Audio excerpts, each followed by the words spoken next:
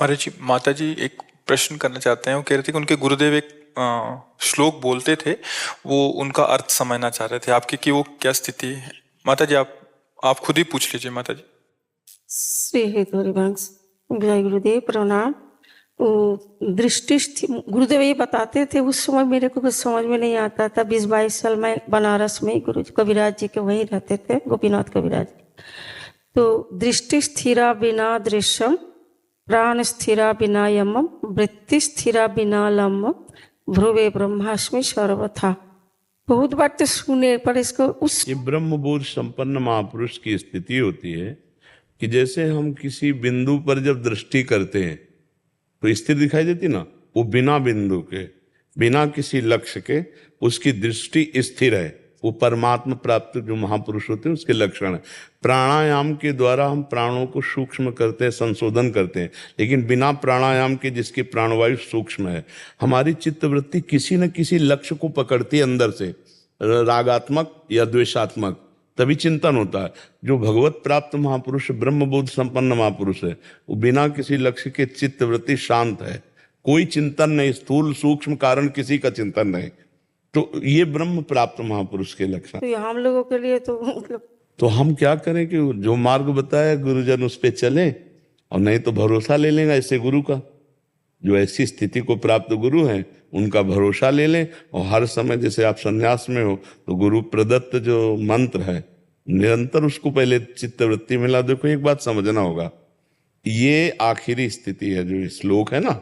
अब हम क्या करें, पहले हम लक्ष्य में दृष्टि डालें। ये तो चिंतन से अतीत स्थिति है और हम अभी जागतिक चिंतन में फंसे हैं। देह आत्मभाव, देहात्म भाव, ये हमारी दुर्गति का कारण है। अब हम क्या करें, पहले सत चिंतन के द्वारा असत चिंतन का त्याग करें। जैसे कांटे से कांटा निकालते हैं और फिर सत चिंतन का भी त्याग करके स्वरूप में स्थित हो गए। क्योंकि जितना चिंतन है वो करण से होता है, स्वरूप में नहीं। तो जैसे दीवाल घड़ी है, इसका सेल हटा दो तो सेकंड के सुई सेकंड में, मिनट की मिनट में, घंटा की घंटा में ठप हो जाएगी ना। तो दृष्टि ठप, प्राण, चित्तवृत्ति, सेकंड, मिनट, घंटा सब बिल्कुल रुक गई ना, सेल हट गया। सेल क्या है? त्रिगुण माया, देहात्म भाव, अंतःकरण में ममत्व, अहम, यही हटना है। ज्ञान के द्वारा हटा दे, और चाहे भजन साधन भक्ति के द्वारा हटा दे, दोनों के द्वारा हटता है। भक्ति के द्वारा तन मन प्राण भगवान को समर्पित करके जब निरंतर भजन करते हैं तो संसार का विस्मरण, भगवत स्मरण, तो तस्मित जने भेदा भावत, भगवान और भगवान के जन में अभेद स्थिति हो जाती। जानत तुम्हें हो जाए तो वो वहां पहुंच गया। या इन तीनों का त्याग करके, स्थूल सूक्ष्म कारण, तीनों जगत, तीनों शरीरों के चिंतन का त्याग करके अपने से अपने में स्थित स्वरूप में, अब वो ज्ञान के लिए बड़ा कठिन मार्ग है नहीं? लोक परलोक के समस्त भोगों से वैराग्य, और सत असत का ठीक निर्णय करने वाला विवेक, और इंद्रिय निग्रह, सम दम मनोनिग्रह, और तितिक्षा, घोर सहनशील, उपरति, समस्त भोगों के प्रति आस्तित्व ही खत्म।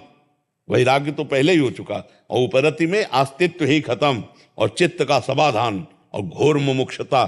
तब जाके स्थिति में हमारा प्रवेश होता है कि बिना लक्ष्य के दृष्टि, बिना किसी अंदर के विषय राग द्वेष के, किसी भी चित्त वृत्ति में कोई राग द्वेष नहीं, संसार के त्रिभुवन के किसी भी वस्तु व्यक्ति स्थान का कोई महत्व नहीं, और चित्त वृत्ति स्थिर। जैसे भक्त चित्त वृत्ति भगवान में स्थित करता है, लेकिन यहां वो भी नहीं है। और प्राणवायु अपने आप सूक्ष्म है, क्योंकि चित्त मन एक ही बात है।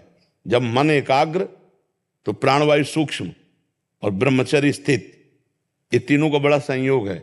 ब्रह्मचर्य ठीक, प्राणवायु सूक्ष्म, मन एकाग्र। और जिसके तीनों एकाग्र हो चुके हैं और वो तीनों से हट चुका है, ममत्व हटा लिया, तो ठप हो गया। क्योंकि चल तो उसी से रहा था, अब वो करता हुआ भी कुछ नहीं करता, खाता पीता सोता जागता हुआ भी कुछ नहीं करता। ऐसा ब्रह्मबोध संपन्न महापुरुष की स्थिति होती है। वो स्थिति में पहुंचे बिना बातों से उस स्थिति को जाना नहीं जा सकता, क्योंकि वो अनिर्वचनीय स्थिति होती है। तो ये जो श्लोक है ये अनिर्वचनीय स्थिति का है। यही पूज्यपाद श्री उड़िया बाबा जी की भी स्थिति थी। जो उड़िया बाबा पूज्यपाद, उनकी भी यही ज्ञान की ब्रह्मबोध स्थिति थी, ब्रह्मबोध संपन्न महापुरुष थे। अच्युत मुनि ने पहली बार ही जो देखा, गंगा स्नान करके बाबा किनारे से आ रहे थे, अपने शिष्यों से कहा दौड़ो, ब्रह्मबोध संपन्न महापुरुष पधार रहे हैं। अलक्ष्य दृष्टि, चित्त समाधान हो चुका है, भगवत प्राप्त महापुरुष, परमात्मा बोध संपन्न। अब तो ऐसा बहुत कठिन है, बहुत कठिन, क्योंकि तप नहीं है ना, जीवन में तप नहीं है। शरीर सुख आराम भोग विलासिता देह भाव, तो शुभ अशुभ कर्मों से गति नहीं होती। ये शुभ अशुभ का भस्म करके तब गति होती है, ये शुभ अशुभ दोनों का नाश करके ये स्थिति होती है। और बहुत शुभ में फंसा हुआ है जीव है, अशुभ का त्यागी तो शुभ का रागी, तो उसी में फंसे हुए। आप देखो ना, ये बनाना, ये बनवाना, ये करना, वो करना, सब इसी में फंसे हुए। लेकिन इस करने और ना करने दोनों के जो बीच में है, करने और ना करने से, न करना है और ना करना है, ऐसी स्थिति जो है वो महापुरुष की होती है। ना करने में है और ना करने में है, वो है अहम जो है वो शून्य हो चुका है। बस वही कि घड़ी का सेल खत्म हो गया, ऐच लिया तो जहां जो है वही ठप हो गया। तो वही बात है, चित्त वृत्ति, दृष्टि और प्राण, ये मिनट सेकंड घंटा की सुई समझो। अब अहम हट गया तो सबका परम प्रकाशक जो अहम अपने स्वरूप में स्थित है, अब वो त्रिगुण के चक्र के द्वारा जो हो रहा है उसका कर्ता बचा ही नहीं। वो अलक्ष्य, एक ब्रह्म दृष्टि, एक ब्रह्म स्थिति। और ब्रह्म प्राप्त महापुरुष का शरीर भी ब्रह्म में हो जाता है, सब कुछ ब्रह्म, सर्वम खल्विदम ब्रह्म ना, तो पूर्ण ब्रह्म ही हो जाता है। ऐसे बहुत से महापुरुषों के दर्शन गंगा किनारे हुए, जब भ्रमण करते थे ना, तो बहुत से, स्वामी अनंग बोधाश्रम जी दिगंबर रहते थे, करपात्री जी जाकर साष्टांग दंडवत करते थे, ऐसे वो महापुरुष थे। स्वामी मग्नानंद सरस्वती जी, स्वामी परमानंद जी, स्वामी सत्संगानंद जी, बड़े बड़े महापुरुषों का गंगा किनारे जैसे बचपन से रहे ना, तो सिद्ध महापुरुषों का दुलार मिलता रहा, उनके दर्शन, उनकी कृपा। नहीं, ये जो आप प्रश्न लिख के लाए हो ना, इसका उत्तर वृंदावन में नहीं हो सकता, कहीं नहीं मिला आज तक। 22-24 साल से मैं घूम रहा हूँ। गुरुदेव जब से शरीर से गया, महामहोपाध्याय पंडित गोपीनाथ जी, बनारस के तो स्पचल विश्वनाथ माना जाता। जी जी, ज्ञानगंज तिब्बत की धारा हमारी। जी जी, जो भी 24 साल से घूम ही रहा हूँ, पर तो आज जो मिला तो परम। हाँ, मतलब हम वो विद्वता का नहीं, महापुरुषों के पास बैठे हैं ना, तो ये जो वृत्ति है ला, इस वृत्ति से परिचय है, इसलिए उसकी चर्चा। नहीं तो ये गूढ़ विषय है, ये कोई मतलब सिद्धांत नहीं है। निरोध जब तक मतलब ना हो तब तो ये तो समझना मुझे। हाँ नहीं, ये तो समझ ही नहीं सकता। जैसे आप इस लोग किसी को सुनाओ जाके, तो समझ ही नहीं सकता मतलब क्या है, मतलब क्या। अगर हम उस पे हैं नहीं तो हम इसका मतलब नहीं समझा जा सकता इसको। हाँ तो ये